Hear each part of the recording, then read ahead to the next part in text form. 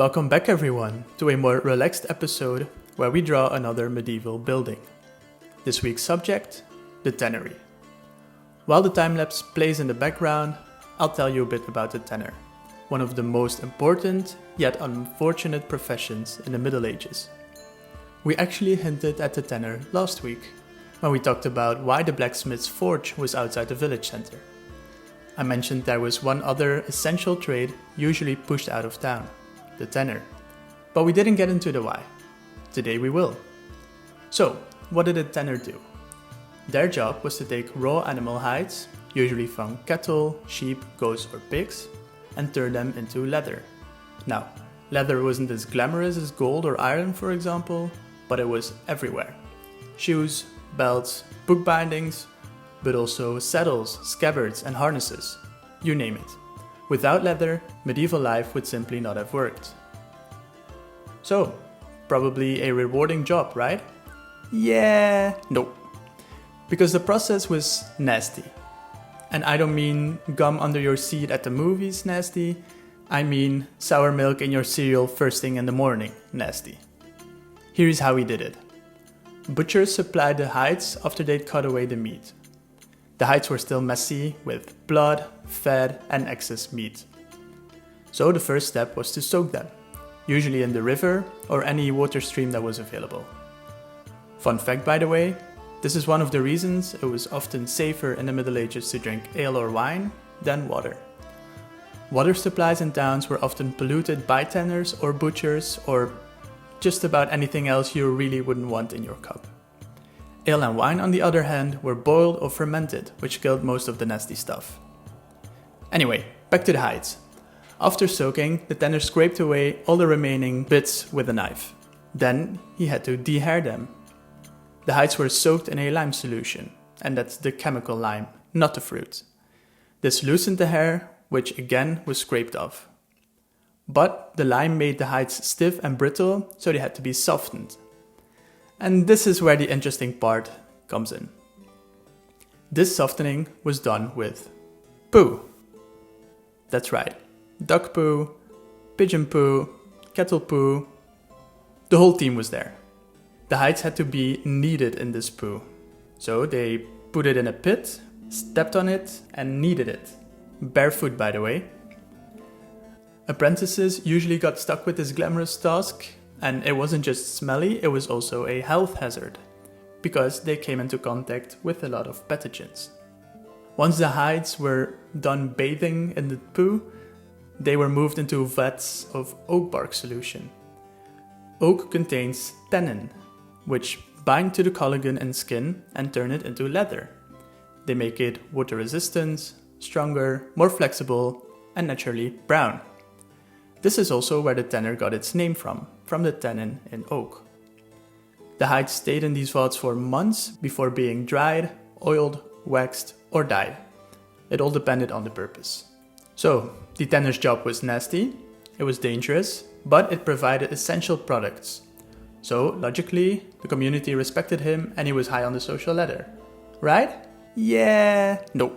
It was not that the people didn't see the hard work he put in and didn't respect him for it. He was just too infamous for his smell. It just clung to him. Soap didn't help, he couldn't wash it away. People literally crossed the street to avoid him. In some towns, he wasn't even allowed full access to the church. All to say, he was not so popular. Anyway, this wraps up the story of the tanner. Vital to the community, but forever on the edge of it, both literally and figuratively. I'll let the time-lapse of the tannery play out now. I'll see you at the end.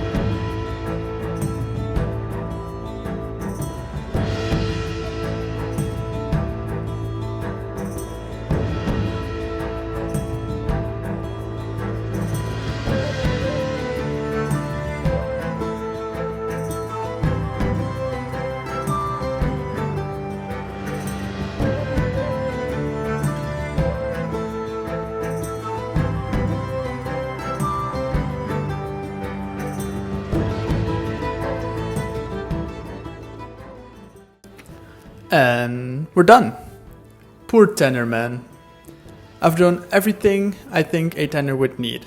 A drying rack, tools, a platform to scrape on, a vat for the lime, the oak bark tannin, and the poo, of course. And it's located next to a river, with no one inside. This whole drawing is in 2-point perspective, by the way. If you want to learn how to use 2-point perspective in your drawing, check out this video here. That was it for this week. If you enjoyed today's episode, please like the video. And if you want to see next week's video, make sure to subscribe so you don't miss out. Also, if you have any suggestions for next week's video, please let me know in the comments. But most importantly, don't forget to ink outside the box.